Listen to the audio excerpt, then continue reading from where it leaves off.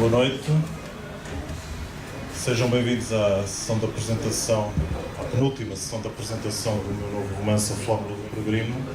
Antes de proferir algumas palavras sobre o meu livro, eu gostaria de passar a palavra ao meu orador convidado, o Dr. Luís Portela, que acho que é uma pessoa que dispensa apresentações, que vai falar um pouco sobre a minha obra. Dr. Luís Portela, tem a palavra. Boa tarde a todos. Muito obrigado ao Dr. Tiago Moita por dar o convite para aqui estar hoje convosco. Devo começar por dizer que resisti inicialmente ao convite. Daram-me aquelas... são 517 páginas, 517 páginas. Na altura, quando imprimi a primeira versão, ainda na revista, deu-me um calhamaço enorme de papel, fiquei assustado e resisti, tinha bastante que fazer e resisti. Mas ele insistiu e ainda bem que insistiu, acho que foi interessante e vou-lhes procurar dizer porque é que para mim foi interessante ler este livro.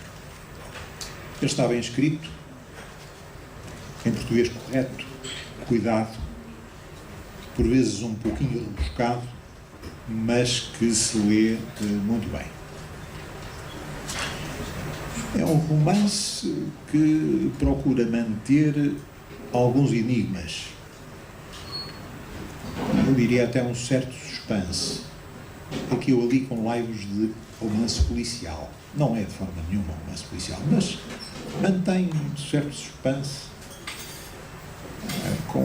percebe-se a vontade do autor de nos deixar sempre algum terreno de nevoeiro, enfim, tentando, mais cedo ou mais tarde, surpreender o leitor, e isso acontece ao longo do livro, uma vez ou outra, surpreender o leitor.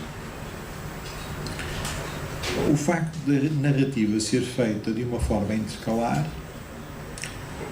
obriga o leitor a manter-se atento. O que é que eu quero dizer com isto? São narrada uma determinada ação, acaba o capítulo e salta para outra ação completamente diferente. E depois para outra. E, portanto, 2, 3, 4 capítulos à frente, retoma a ação que ali estava. Ora bem, este saltar de ações em ações, este tipo de narrativa, obriga o leitor a manter-se atento, raciocinar um pouco, procurar interligar as coisas. É curioso, bastante interessante. Lê-se muito bem, lê-se com interesse, e eu fiquei emocionado logo na primeira página. O Tiago Moita escolheu uma citação do Carl Sagan que a mim me diz muito, e eu vou ler essa citação. A ciência não é só compatível com a espiritualidade. É uma profunda fonte de espiritualidade.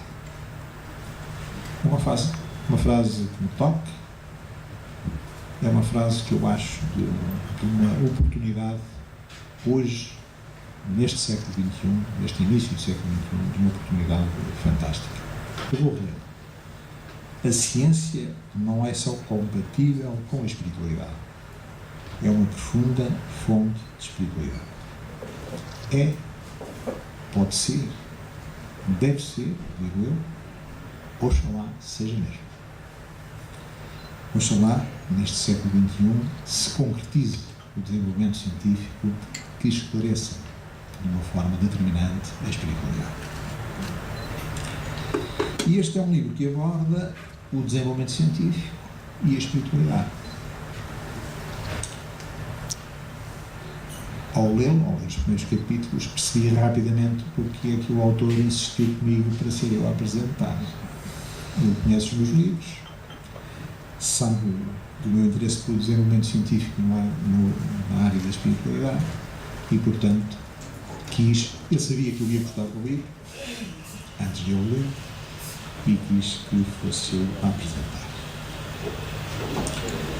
A história gira em torno de uma jornalista norte-americana que teve um acidente de viação como aliás já se viu no pequeno filme, e foi socorrida por um desconhecido.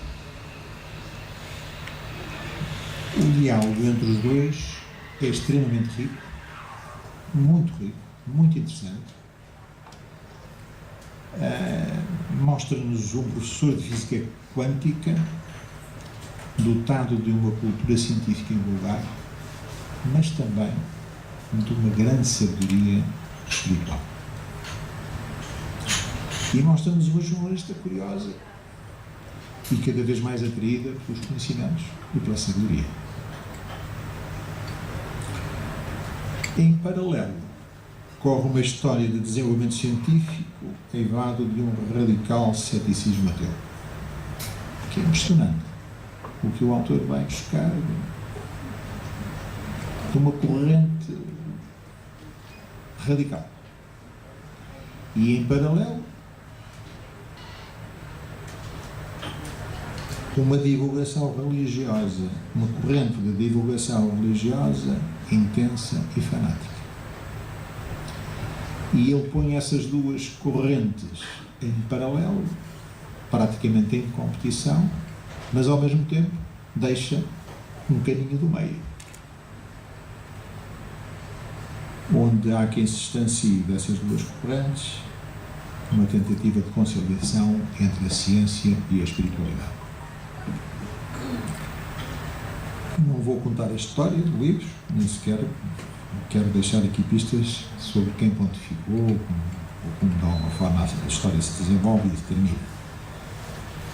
Limitar-me a dizer que a história termina por prender o leitor até ao fim. Prende.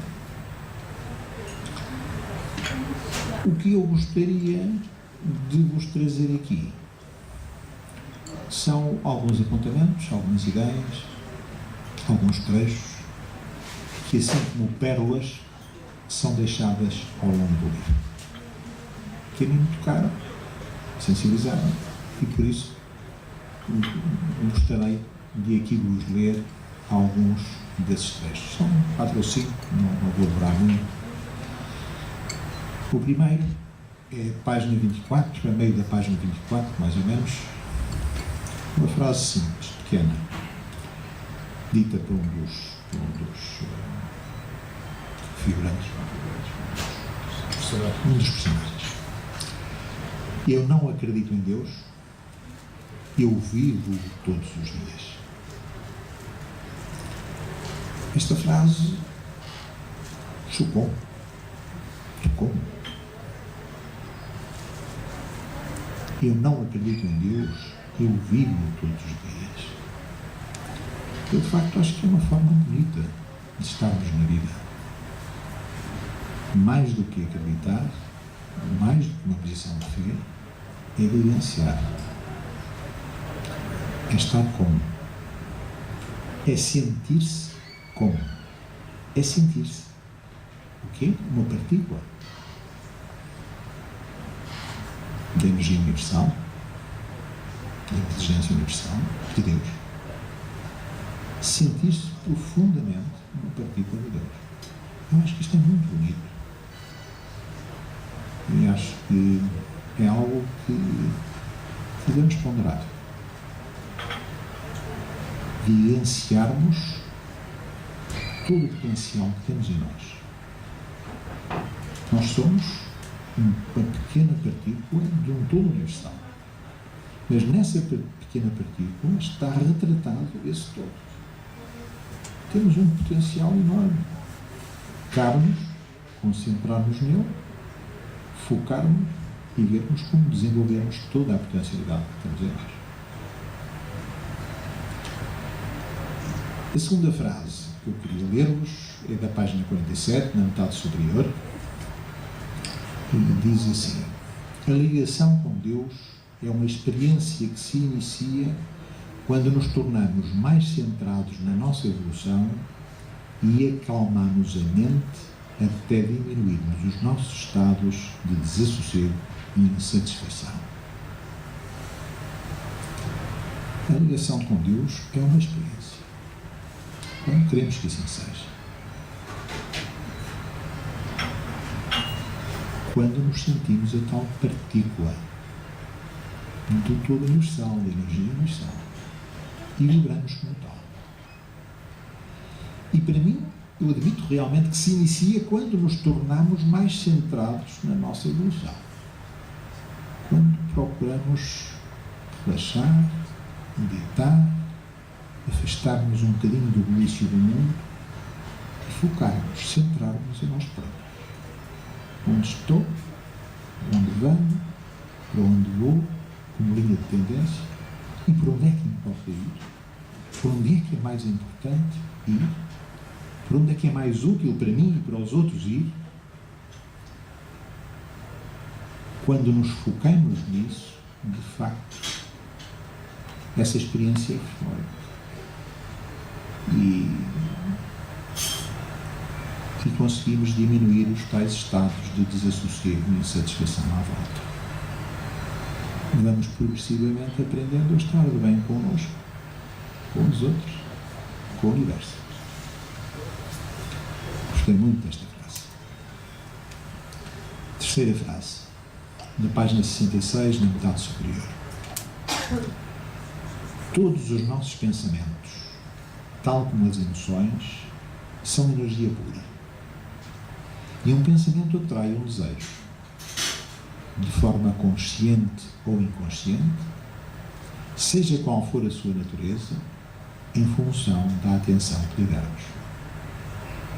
A rapidez da sua realização depende sempre da nossa capacidade de concentração, da atenção que lhe estamos a dar e da resistência a qualquer dúvida em relação à sua concretização. É uma frase um bocadinho mais longa, mas dá que pensar. Todos os nossos pensamentos, tal como as emoções, são energia pura. Para mim são. E um pensamento atrai um desejo, de forma consciente ou inconsciente. Muita gente está inconsciente em relação a isso, não percebe que é assim. Outros estão mais conscientes, percebem que é assim. De forma consciente ou inconsciente, seja qual for a sua natureza. Pensamentos positivos atraem o que é positivo. Pensamentos negativos atraem o que é negativo. É assim, é óbvio. Mas nem todos estão conscientes disso. Mas vamos ficando mais conscientes em função da atenção que lhes damos. E vamos criando capacidade de realização. A rapidez da sua realização depende sempre da nossa capacidade de concentração, nos concentrarmos no que é essencial, deixarmos para trás aquilo que é secundário, que não presta, e nos focarmos naquilo que é o caminho, naquilo que nos interessa, que é útil para nós, que é útil para os outros.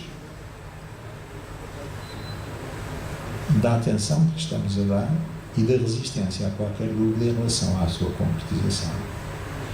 No mundo da espiritualidade, perceber que pensar negativo não é só desejar mal ao semelhante. Pensar negativo é ter dúvidas se somos capazes de realizar isto ou aquilo. É pensarmos que não somos, ainda pior, pensarmos que não somos capazes de realizar.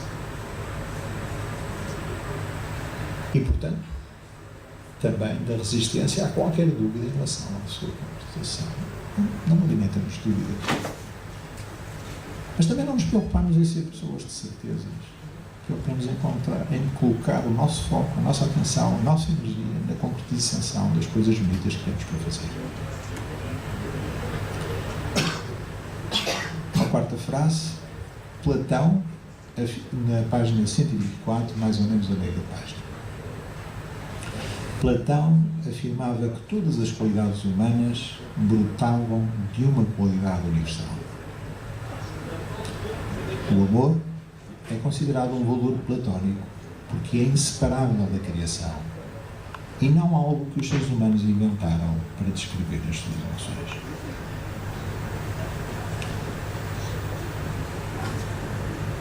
Eu acho que os seres humanos inventaram qualquer coisa que às vezes confunde as pessoas. Há amor e amor. Mas o que está aqui no texto é o amor com A maiúsculo. E de facto, eu não tinha antes pensado as coisas assim, mas o amor é um valor platónico, é um valor universal. existia antes de nós estarmos a pensar na nossa relação com este, com aquele, com o outro. É um valor universal que nos une a todos, que é intrínseco a todos nós.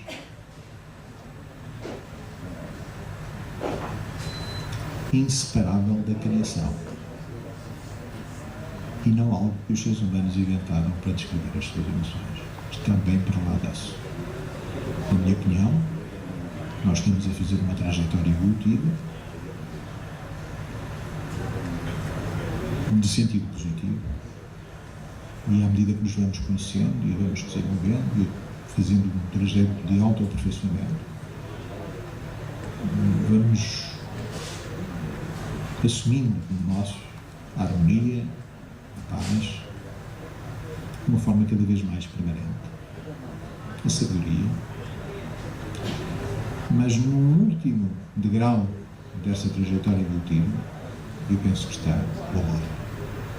O amor a que o autor aqui se refere. O amor universal. O amor incondicional. O amor total. Uma última frase, porque hoje o tempo é dele, não é meu. Estou aqui só para ajudar, só para dar uma ajuda. Acreditarmos em nós próprios é o primeiro passo para chegarmos a Deus. Porque somos feitos à sua imagem e semelhança e albergamos dentro de nós a sua energia. É uma frase simples, mas muito bonita. E eu acho que, de facto, é muito importante nós, quando temos dúvidas, quando nos questionamos, procurarmos conhecermos a nós próprios. Então, exercício de reflexão, de meditação, tentarmos ir ao encontro de nós próprios e depois partirmos à procura da melhor versão de nós próprios. Conhecermos-nos, percebermos-nos e acreditarmos em nós próprios como partículas desse todo universal. É o primeiro passo para essa tal trajetória evolutiva que eu dizia há pouco, que vamos fazendo, fruto da energia que temos em nós próprios, a tal partícula de energia, da energia universal, e vamos fazendo uma trajetória até, na minha opinião, nos fundirmos de uma forma total com essa energia universal. Ou, se quiser, volta à palavra anterior, da frase anterior, com o amor universal.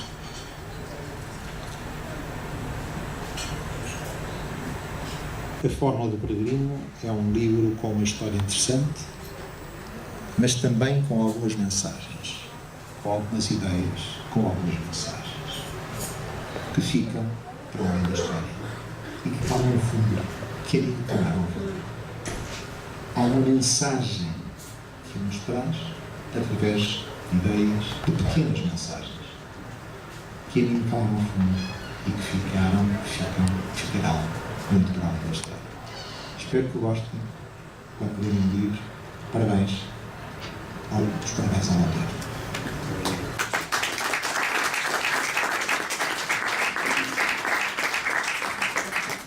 Obrigado, Dr. Luís Portela, pelas suas palavras. Mais uma vez, foi para mim uma grande honra poder contar com isso, e por isso o meu primeiro agradecimento antes de começar esta apresentação é assim, pela disponibilidade pelas palavras que proferiu em relação ao meu romance. Ele tem toda a razão. Ele, na altura, quando apresentei o romance a ele para apresentar, ele mostrou-se um bocado remitente devido ao volume do livro. Eu próprio já tinha dito, mas atenção que este é o livro que tem menos, de todos os livros é o que tem menos páginas. Por isso, acho que esse já foi um primeiro argumento para não ficar tão assustado. Mas realmente, acho que das frases que escolheu, aquilo que escolheu focou muito no âmago, neste caso, da essência do livro. Por isso, o meu bem-aja, muito obrigado pela sua escolha. Agradecer, não está aqui presente, mas agradecer à Chiado Publishers por mais uma vez acreditar nas minhas obras e publicar mais uma obra minha. E agradecer à minha família, neste caso à minha mãe que está aqui presente. E, claro, agradecer a vossa presença, sem o qual este vídeo... e antes de mais, agradecer à FNAC por mais uma vez disponibilizar este espaço para apresentar uma obra minha e, claro, agradecer a vossa presença, sem o qual este evento não teria piada nenhuma. Antes de falar da minha obra, eu gostaria de enunciar 4 casos reais, 3 de um passado remoto e outro de um passado mais recente, que, se forem a ver bem, tem muito a ver com aquilo que o Dr. Luís Platel e isso tudo eu vou falar a respeito desta obra. O primeiro caso aconteceu em 1902 com um jovem médico francês e ateu chamado Alexis Carrel, que presenciou um milagre em Lourdes e fez um relatório detalhado sobre tudo aquilo que tinha assistido. Esse relatório até ficou conhecido como o caso Mary Belly, ou dossiê 54, e tem mais ou menos a ver com isto. Alexis Carrel foi convidado por uns amigos a prestar assistência a peregrinos e doentes que iam a Lourdes em peregrinação, num comboio. E num dos vagões ele conheceu uma jovem que sofria de peritonite, que é uma doença muito grave, por isso que é derivada da tuberculose. E os médicos mesmo tinham aconselhado que ela não fosse operada porque poderia morrer durante a operação. Ela, apesar de crente, apesar de ateu, foi a Lourdes fazer uma cura.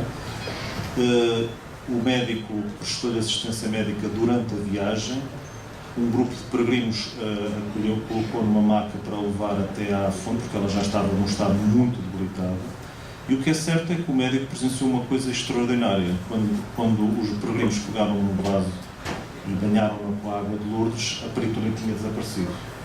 O médico, apesar de muito incrédulo, fez um relatório médico e apresentou esse relatório aos professores catedráticos da Faculdade de Medicina da Universidade de Lyon, que, ao lê-lo, expulsaram-no da faculdade porque, no entender das suas mentes preconceituosas e anticlericais, não fazia sentido um médico apresentar um relatório que, no entender deles, era muito anticientífico para ser apresentado. Alex Carrel, por causa disso, além de ser expulso, não conseguiu trabalho em França naquela altura e, em 1906, foi forçado a emigrar para os Estados Unidos, onde acabou por ser rapidamente integrado no Rockefeller Institute of Medical Research e prosseguir as suas investigações, que mais tarde deram fruto em 1912, quando este médico, que acabou por se converter ao cristianismo por causa deste milagre, ganhou o Prémio Nobel da Medicina devido a um método inovador de fazer transfusões sanguíneas, que até foi muito útil, principalmente com o advento da Primeira Grande Guerra, que hoje faz 100 anos que terminou.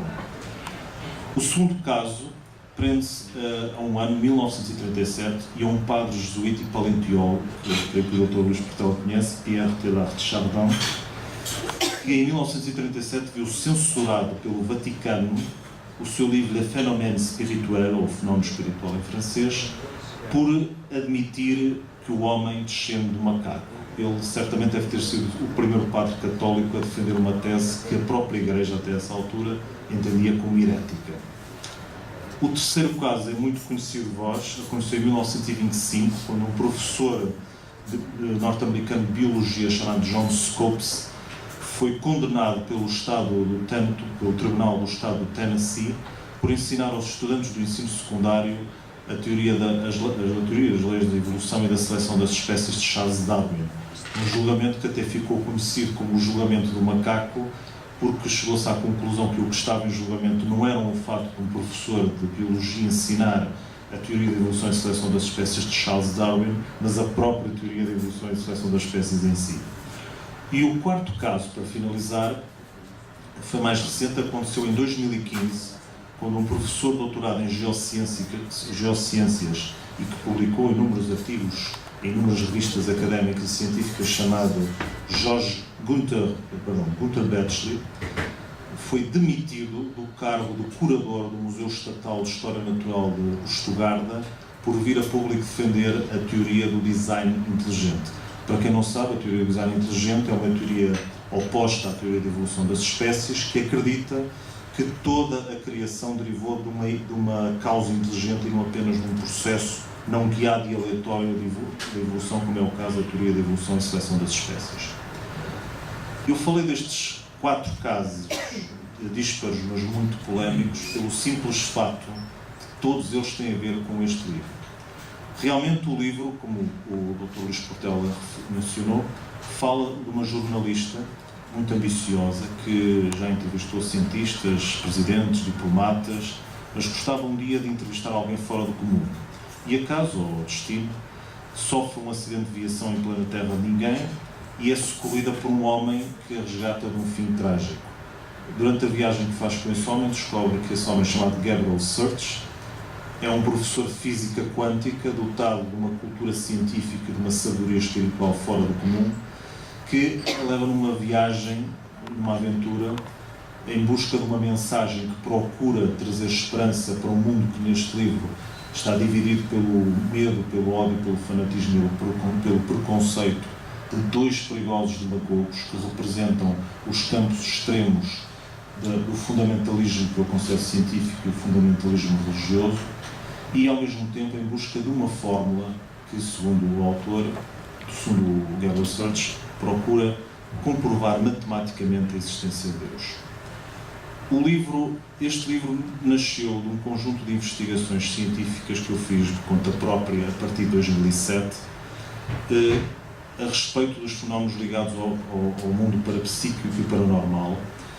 E durante essa pesquisa que fiz, eu constatei que existiram muitos argumentos, uns a favor da aliança entre a ciência e a espiritualidade e outros contra ou até mesmo a favor da guerra entre essa suposta aliança. Mas foi em 2014 que surgiram 2 eventos que foram determinantes para a urgência da criação desta obra.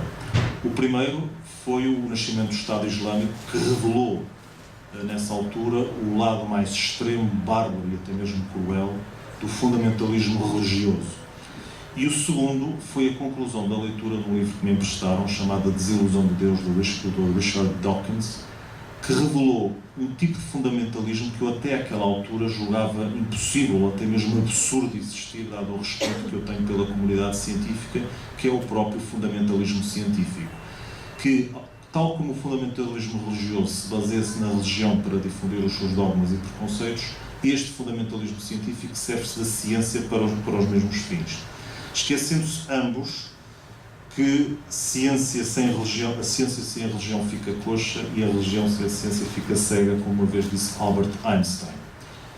E todo o livro, no fundo, baseia-se nessa peripécia. Eu próprio, à medida que fui escrevendo esse livro, eu perguntei se estava à altura de um livro desta envergadura, dada à quantidade de conhecimento espiritual e científico que o livro coloca.